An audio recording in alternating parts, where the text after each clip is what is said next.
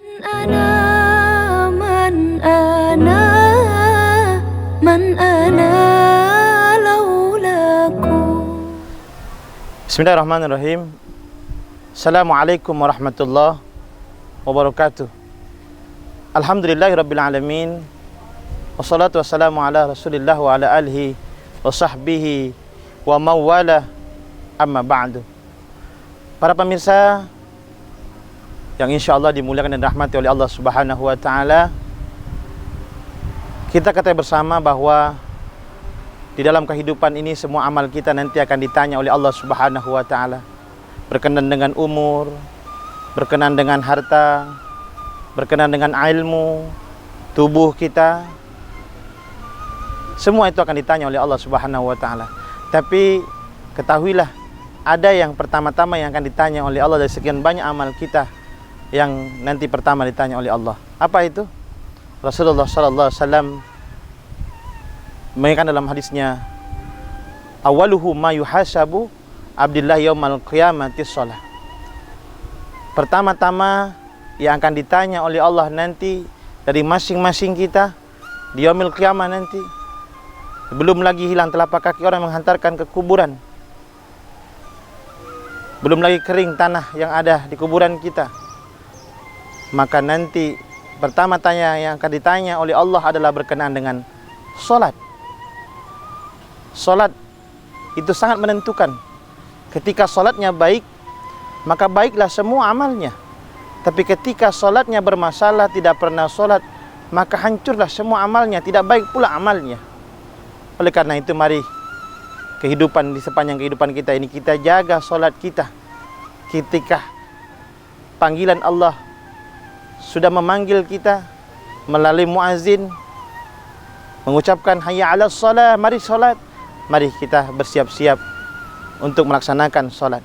Apapun aktivitas kita, mari kita tinggalkan sejenak, karena amal yang terbaik kata Rasulullah adalah orang yang salat di awal waktu, tepat pada waktunya. Kenapa Rasulullah katakan ini? Dan itu sudah terlihat dan sudah diwariskan oleh Rasulullah di Masjidil Haram, di Masjid Nabawi di Madinah. Ketika terdengar azan, seluruh umat yang ada di situ, umat Islam seluruhnya berangkat ke masjid dan melaksanakan ibadah salat dengan tepat waktunya. Kenapa? Karena kita ketahui bersama bahwa tidak ada jaminan, para pemirsa, setelah kita salat subuh lalu kita hidup sampai zuhur. Setelah zuhur tidak ada jaminan kita bisa hidup sampai asar. Setelah asar tidak ada jaminan kita bisa hidup sampai maghrib. Dan setelah maghrib tidak ada jaminan kita hidup sampai isya. Inilah makanya pentingnya kita menjaga salat tepat pada awal waktunya. Karena sering kita melihat ada orang yang paginya sehat, siangnya meninggal. Siangnya sehat, sore meninggal. Sorenya sehat, malamnya meninggal. Syukur-syukur ketika kita sudah menghadap kepada Allah, salat sudah kita laksanakan. Tapi kalau belum kita laksanakan, Masya Allah, hancurlah jasad ini. Sebab Rasulullah SAW pernah diperlihatkan oleh Allah bagaimana azab kubur tersebut, dahsyatnya azab kubur. Ketika ditanya oleh malaikat Munkar dan Nakir, tapi tidak ada amal salatnya, dipukul malaikat, Masya Allah. Lalu ketika dipukul malaikat itu, terbenamlah jasad kita 70 hastah ke dasar tanah. Lalu menjerit orang yang tidak punya amal, terutama amal salatnya tidak ada. Lalu berkata, memohon kepada Rabbnya, ya Allah ya Rabb, hancur tulang-tulang dan dagingku ya Allah. Sakit ya Allah, ternyata azab kubur ini benar. Baru menyesal, menangis dan tangis dan ratap pada saat itu tidak ada gunanya lagi.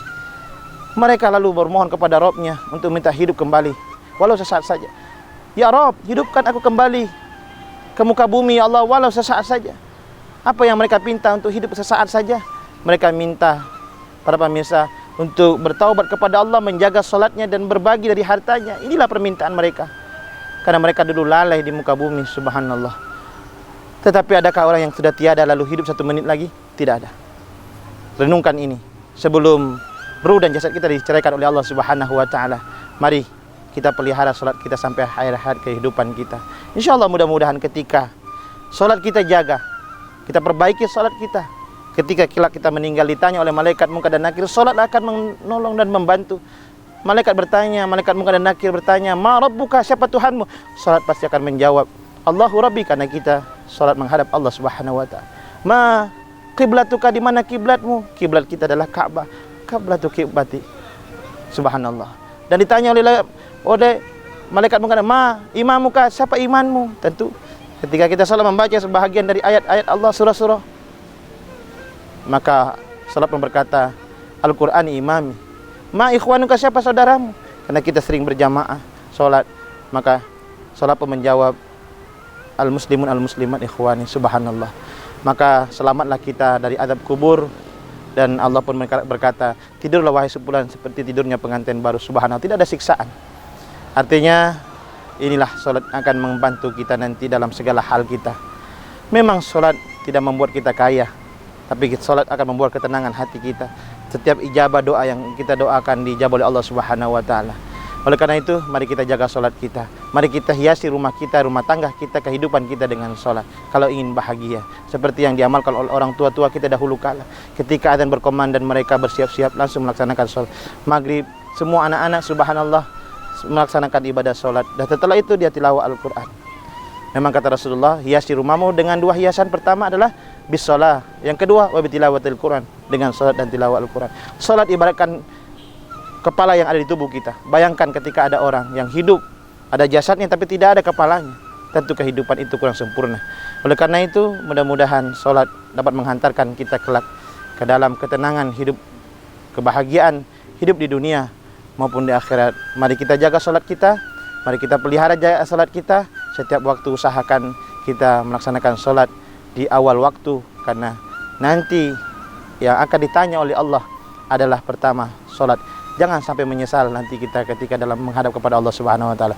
Mudah-mudahan sisa umur yang ada ini kita segera bertobat dari kesalahan, dari dosa. Mungkin sebanyak selama ini dosa kita seluas langit dan bumi yang pernah kita lakukan. Tidak pernah kita melaksanakan sholat. Kita maksiat saja, narkoba, minuman keras, banyak dosa kita. Tapi Allah Maha penerima taubat. Malam juga sebelum ruhnya sampai ke tenggorokan, pintu Allah tetap terbuka buat hambanya. Semoga segera kita perbaiki salat kita. Demikian para pemirsa, semoga ada manfaatnya buat diri saya pribadi dan buat kita semuanya, insyaallah. Assalamualaikum warahmatullahi wabarakatuh. Ana man ana